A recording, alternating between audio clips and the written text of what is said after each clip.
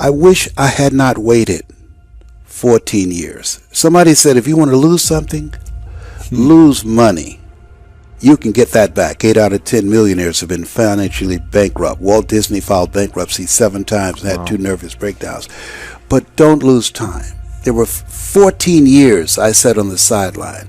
14 years I said, I don't have an investor in me like Tony Robbins. 14 years that said, I don't have an MBA or a PhD, and I can't compete with these guys. I have the complexion of rejection. 14 years I silenced myself. Wow. And so I regret that, because there's some people that maybe if they'd heard my voice, they would not have turned to drugs. If they'd heard my voice, their lives would have taken a different direction. And I can't get those 14 years back. That haunts me, and I think that drives me when I speak with such energy. I'm trying to make up for that time, but I can't. You don't achieve worthwhile goals quickly or easily. They take time. They take struggle. They take relentless pursuit, day in and day out. That's what it takes. But also, things don't usually fall apart quickly either. At least at first, it's a slow process. A little slip here, a little setback over there, a little wearing down of discipline and will over time. That's the thing. Success and failure are generally slow processes. Either slowly building things up or gradually tearing them down. And that's why I say you've got to pay attention. You have to watch. You have to watch every single second. Because those seconds, they turn into minutes. And minutes turn into hours, and hours turn into days, and days turn into years. And so, that second that just went by, that counted. And so did that second. And so did that one. And in those precious seconds, you were either building or you were decaying. You were either gaining ground or you were losing ground in that second, and in every second. Every second counts. So make every second count. Should be afraid of taking risks and pursuing something meaningful. But you should be more afraid of staying where you are if it's making you miserable. It's like the first thing you want to do is dispense with the idea that you get to have any permanent security outside of your ability to contend and adapt. It's the same issue with children. It's like you're paying a price by sitting there being miserable. You might say, well, the devil I know is better than the one I don't. It's like, don't be so sure of that. The clock is ticking. Yeah, and if you're miserable in your job now and you change nothing, in 5 years you'll be much more miserable and you'll be a lot older. It's a luxury to pursue what makes you happy. It's a moral obligation to pursue what you find meaningful. And that doesn't mean it's easy.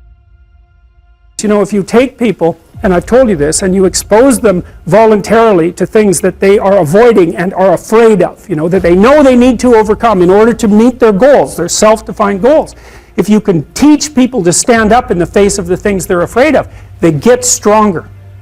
And you don't know what the upper limits to that are, because you might ask yourself, like, if for 10 years, if you didn't avoid doing what you knew you needed to do, by your own definitions, right, within the value structure that you've created to the degree that you've done that, what would you be like? Well, you know, there are remarkable people who come into the world from time to time, and there are people who do find out over decades-long periods what they could be like if they were who they were, if they spoke their being forward. And they get stronger and stronger and stronger, and we don't know the limits to that. We do not know the limits to that. Time is short. What is your life? It's even a vapor that appeareth for a little time and then vanisheth away. If someone had told me when I was 20 years old that life was very short and would pass just like that, I wouldn't have believed it. And if I tell you that, you don't believe it either. I cannot get young people to understand how brief life is, how quickly it passes. It seems like yesterday I was in school.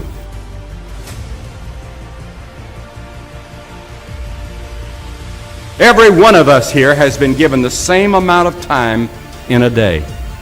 1,440 minutes a day, 168 hours per week.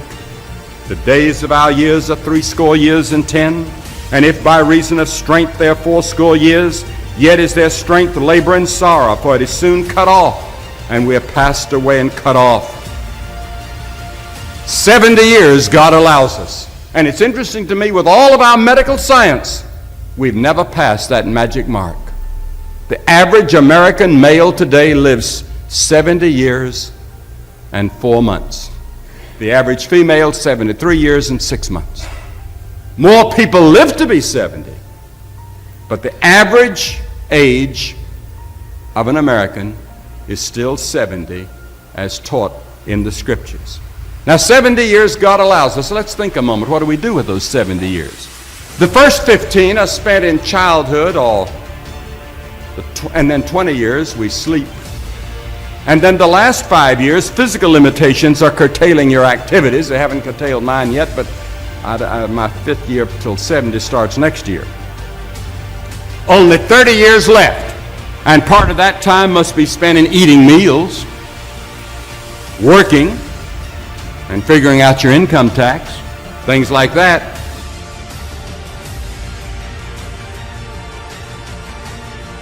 Now is the accepted time. The things we ought to do, the classes we ought to take, the books we ought to read, do it now.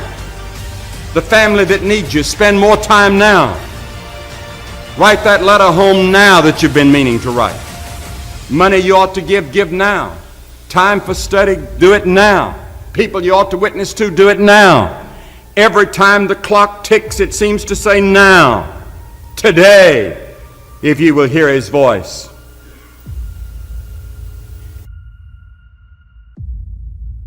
There is the category of problems in life, and it ain't going anywhere. And so the question is, can you deal with the whole category at the same time?